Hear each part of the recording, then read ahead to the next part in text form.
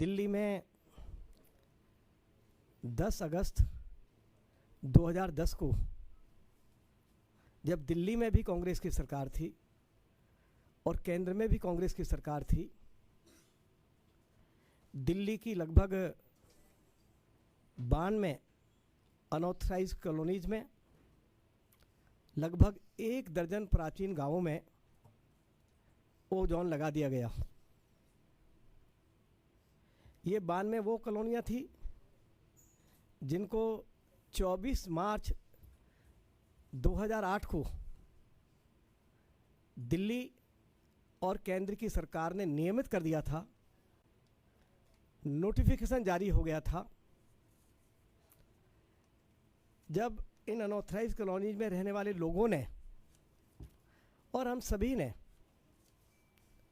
इसका विरोध किया कि अनऑथराइज्ड कॉलोनीज रेगुलराइज हो गई हैं, इनको ओजोन में नहीं डाला जा सकता, गाँव के ऊपर ओजोन अप्लाई नहीं करता, मास्टर प्लान उसकी अनुमति नहीं देता, तब 28 सितंबर 2013 को डीडी अथॉरिटी की बैठक हुई, जिसकी अध्यक्षता दिल्ली के उस समय के उपराज्यपाल श्री जंग जी ने की। अथॉरिटी ने ये प्रस्ताव पास किया कि जिन क्षेत्रों में हमने ओजोन लगाया है हम उसको एफ जोन में परिवर्तित कर रहे हैं। अपना फैसला वापस लिया और उसके बाद दिल्ली के लेफ्टिनेंट गवर्नर ने उस प्रस्ताव को मिनिस्ट्री ऑफ यूडी के पास भेजा। मिनिस्ट्री ऑफ यूडी ने उस प्रस्ताव को अपनी अप्रूवल दी, स्वीकृति दी और भारत सरकार के उस समय के मंत्री श्री कमलनाथ जी ने उस फाइल पर अपने साइन किए। और उसके बाद जैसे मैंने आपको कहा कि 28 सितंबर 2013 को नोटिफिकेशन जारी हो गया, लेकिन उस नोटिफिकेशन के खिलाफ एक कहिए कि एक सामाजिक कार्यकर्ता एनजीटी कोर्ट के पास गए। एनजीटी कोर्ट ने 28 अक्टूबर 2013 को डीडीए के इस फैसले को या भारत सरकार के शहरी विकास मंत्रालय के इस फैसले को स्टे कर दिया।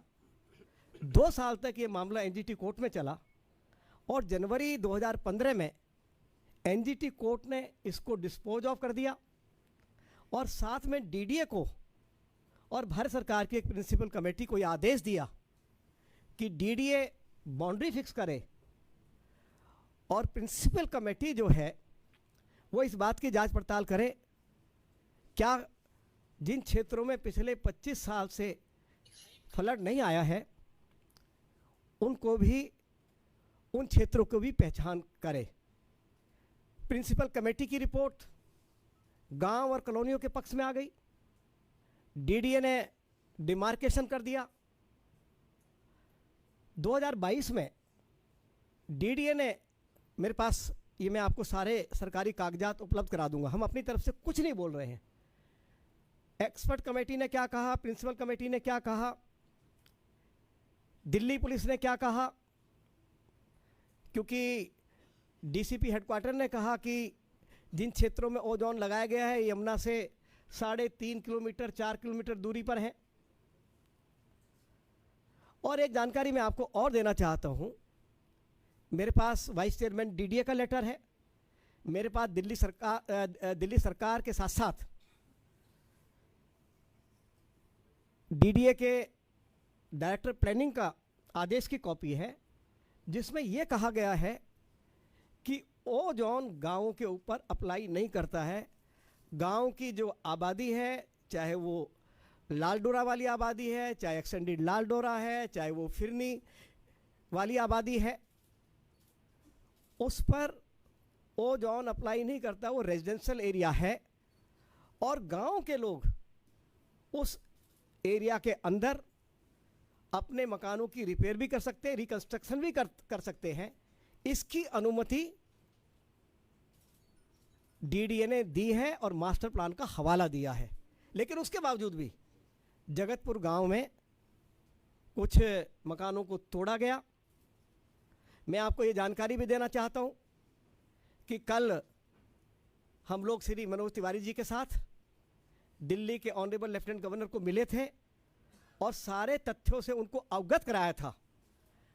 हमने 2 दिन पहले सभी एमपीज ने दिल्ली की माननीय मुख्यमंत्री श्रीमती रेखा गुप्ता जी से आग्रह किया था कि मुख्यमंत्री जी डीडीए के अधिकारियों के साथ, म्युनिसिपल कमिश्नर के साथ, चीफ सेक्रेटरी के साथ एक बैठक बुलाएं। आज उन्होंने 10:30 बजे बैठक बुलाई थी। उस बैठक में श्री मनोज तिवारी जी के साथ मैं, श्री परवीन खंडेलवाल जी जो हमारे चांदनी चौक से एमपी हैं, और श्री अरविंदर सिंह लवली जो यमुना पार विकास बोर्ड के चेयरमैन हैं, जिनका कैबिनेट मिनिस्टर का दर्जा है, विधायक भी हैं, उस बैठक में शामिल हुए।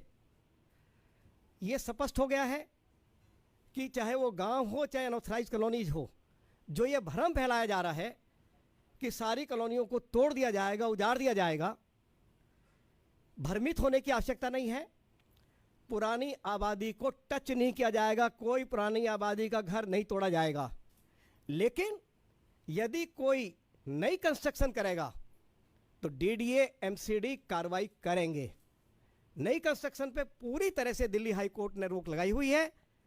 हम ओ जोन में जितनी भी जो अनऑथराइज कॉलोनीज हैं, जो गांव हैं, हम सभी से आग्रह करते हैं कृपया जब तक अंतिम फैसला आता है तो नई कंस्ट्रक्शन ना करें।